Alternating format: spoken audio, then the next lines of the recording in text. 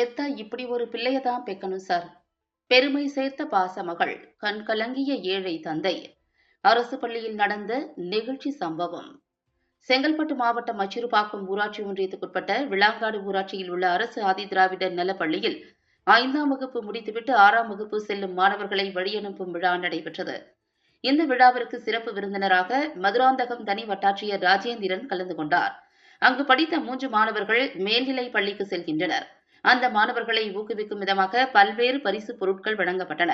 அதில் குறிப்பாக பள்ளிக்கு ஓராண்டு காலமாக விடுமுறை இல்லாமலும் பள்ளிக்கு சரியான நேரத்திலும் வந்த மாணவி வேதஸ்ரீக்கு தலைமை ஆசிரியை சாரதா தனது சொந்த செலவில் 7,000 ரூபாய் மதிப்புள்ள மிதிவண்டியை பரிசாக வழங்கினார். அப்போது அருகில் இருந்த தந்தை பேச முடியாமல் கண் கலங்கிய சம்பவம் நெகிழ்ச்சியை ஏற்படுத்தியுள்ளது. அது மட்டுமல்லாமல் அந்த 3 மாணவர்களுக்கும் தனி வட்டாட்சியர் ராஜேந்திரன் வாட்டர் பாட்டிலும் உணவு தட்டும், துணைத் தலைவர் ராஜேஷ் ஸ்மார்ட் வாட்சும் மற்றும் வார்டு உறுப்பினர் ரஞ்சித் புத்தக பையும் வாங்கி கொடுத்து மாணவர்களை மகிழ்ச்சியாக வழி அனுப்பி வைத்தனர்.